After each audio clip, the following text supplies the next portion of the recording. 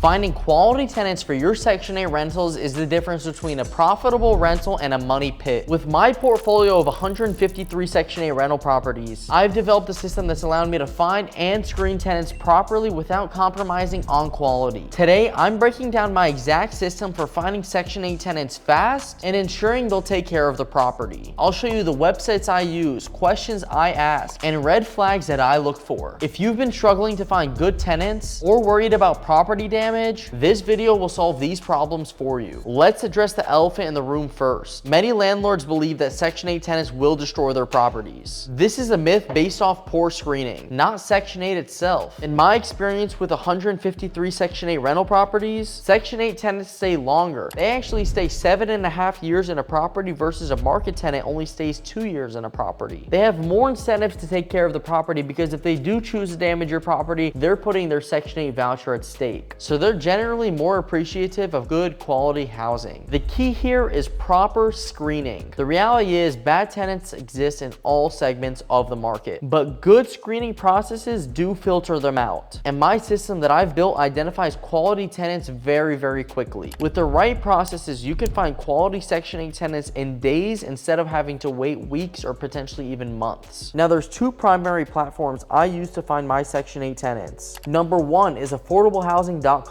This website is specifically designed for Section 8 and affordable housing. These tenants are actively searching for Section 8 rental properties. It's completely free to list your property on there. There's a couple things to keep in mind. You want to include Section 8 welcome and your listing title. You want to make sure to upload high quality photos of your property. And you want to have a detailed description of your property features. The second platform that I use is called Facebook Marketplace. It has a ton of reach to thousands of tenants and it's completely free. The reality is most Section 8 tenants search on this website first. You obviously don't want to say Section 8 only because you don't want to run into housing discrimination, but you can say we accept Section 8 or Section 8 welcome on the listing. You want to make sure that you or your property manager are responsive to these messages because ultimately speed does matter. Now, there are secondary platforms that also work with this process. You could use Zillow.com. It is a paid platform, but it does have good reach. You could use Craigslist additionally. It is free, but you do have to thoroughly screen your tenants. And you could even use GoSection8.com, which is specifically for Section 8 tenants. Another option is direct contact with the housing authority. You could quite literally call your housing authority and ask them if they have a list of tenants that are actively looking for properties to rent. And some housing authority caseworkers will quite literally give some of those tenants names and contacts to you. That's why it's extremely important to build a relationship with the housing authority staff in the area that you're going to be investing in. Now, my listing strategy personally is I have my property manager list on all of these platforms simultaneously. We use identical information across all of the platforms. We use Section 8 welcome prominently. We respond to inquiries within 2 hours, and we try to schedule all showings within 48 hours. Now, the reality is your listing is your first tenant screening tool. The elements of a high-performing Section 8 listing, having a clear and specific title, making sure to list the bedrooms, the bathrooms, that it's Section 8 welcome, and that it's available right now to be rented. You want to also include the neighborhood name additionally, and mention any key amenities within the property, like a fenced yard, any new appliances, or anything additional that could attract the tenant. You also want to have high quality photos. My rule of thumb is to have at least 10 photos for the property. Make sure that it's well lit and there are clean spaces additionally. Show every single room that's in the property. Highlight all the positive features within the property, and you want to have exterior shots showing the neighborhoods. Another major component is having a detailed description. Make sure to include the square footage, the bedroom and bathroom count, the appliances included, utility responsibilities for the property, nearby amenities like parks or public transportation, and obviously mention the acceptance of Section 8 tenants. You also want to have clear requirements from the tenants, income requirements for their portion of the rent. Mention your criminal background policy, your pet policy, and your smoking policy within the property. In addition, you want to have a call to action. You want to mention how to apply, which documents to bring, your contact information, and your response time frame. This level of data pre-screens many of the applicants. They self-select based off your requirements. It saves you time on unsuitable applications, and it attracts more serious inquiries. Now, before you show the property, you or your property manager need to have a pre-screening phone call. The questions that I always ask is, do you have a Section 8 voucher in hand? What is your voucher size? Because obviously it must match the bedroom count. When do you want to move in? You need to make sure there's a time timing alignment? How many people are living in the home? Do you have any pets? Do you plan on smoking in the property? Why are you moving out of your current place? And how long have you been around at your current residence? And as they answer, you could ultimately listen for red flags, like evasive answers, complaints about previous landlords, urgency due to eviction, and inconsistent information. Now, the green flags to look for: clear and direct answers, long-term at their previous residence, voucher already at hand, and realistic expectations. The 5-minute call ultimately saves you hours of wasted showings, because my property manager only shows these properties to pre-qualified prospects. 80% of the unsuitable tenants are screened out here, and this increases my showing to lease conversion rate. Now, how can you conduct efficient, effective showings? You want to have your property manager schedule multiple showings back to back. You want to have 30-minute showings, 15 minutes between appointments, and a maximum of 4 to 5 showings per day. You want to prepare an information packet that consists of your property details, neighborhood information, the application process, the required documentation, and the lease terms. Now, the questions you want to have your property manager ask during the showings is how soon they're going to have their deposit in hand, what do they like about this neighborhood, how long do they plan on staying in the property, and whether or not they have any concerns in the property itself. Additionally, you can offer applications on the spot. Have digital applications readily and available to be filled out, and if they're ready to go, accept the application fee immediately. Additionally, set clear expectations on the timeline for them to be accepted. What this approach does is creates urgency. Qualified applicants can see others interested in the property. It speeds up the decision-making process and reduces your vacancy rate. Now, Section 8 applications have unique components. Standard application components generally consist of personal information, rental history, income information, references, and authorization for their background and credit check. Now, for Section 8 specific documentation is the housing choice voucher, the request for tenancy approval packet, the payment standard information, and the housing authority contact information, as well as their caseworker. Now, for your application fee considerations, you need to check your local laws to see what the maximum fees are. It's generally $25 to $50 per adult. Some housing authorities will limit your application fees though, so make sure to be consistent with all of your applications additionally. Now, in terms of the processing timeline, 24 to 48 hours for the initial review, 1 to 3 days for the verification calls, 1 to 2 days for the background and credit checks, 1 day for the decision making, which comes out to 3 to 7 days total. Now, for my streamlined process, we have an online application submission, automated reference requests, digital background checks, and a standardized scoring system. The systematic approach that I've set up prevents all the delays, which means no lost paperwork, no waiting for callbacks, and a clear decision criteria. This is exactly what my screening process looks like for my Section 8 tenants. Point 1, you want to verify the voucher. So you want to call the local housing authority to confirm the Section 8 voucher status. You want to verify the payment standard, and you ultimately want to confirm the tenant's portion of the rent with the housing authority. Point number 2 is you want to call the current landlord. Ask about payment history with that current tenant. Ask about the property condition while they live there. Ask about any neighborhood complaints about that specific tenant. And ask if they have the opportunity, would they rent to them again. Point number 3 is call their previous landlord, because the reality is their current landlord might give you false information just so they can get them out of the property. The previous landlord really has no incentive to lie. So you want to ask these same exact questions that you just asked the current landlord, and ultimately compare the answers for consistency. Point 4, have your property manager visit their current residence. This is my secret weapon that I utilize to screen my Section 8 tenants. You want to have your property manager schedule a 10 to 15 minute visit of their current property, and ultimately have your property manager observe their current living space and how they're treating their current property. Check the cleanliness, the organization, and the respect for current property, because the reality is if they're treating their current property like trash, the same thing is going to happen to your house. Point number 5, you want to make sure to check their vehicle. How people maintain their car is probably how they're going to maintain their property. Clean, well-maintained car, obviously everything is in check, probably means that it's a good sign and they're going to maintain their property as well. Point number 6, their background and credit check. You want to check their criminal history, any potential evictions on their record. You want to check their credit patterns, and you want to make sure that they don't have any judgments and liens against them. Point number 7 is you want to verify income for their specific portion. Now, obviously the government is probably going to cover vast majority of their rent every single month, but most of my current Section 8 tenants are still responsible for right around 10% of the rent every single month. So you want to verify that they can afford that portion portion of the rent. So make sure they have a stable income source to cover that amount. This entire system takes me less than 24 hours to complete all in all. And the vast majority of the steps could be done simultaneously in reality. So it's a clear pass or fail criteria. And it's a completely documented process for consistency. If you're serious about building a profitable Section 8 portfolio and getting access to the same systems that have allowed me to scale to $200,000 monthly, I want to tell you about my Section 8 mentorship. We have a hands-on program for people like you who want to be mentored live while acquiring your first few Section 8 rental properties. This is what I wish I had when I first got started, and this level of support would have been a no-brainer for me. If you want to learn more, you can click the link down below to apply. Otherwise, I'll see you in the next video.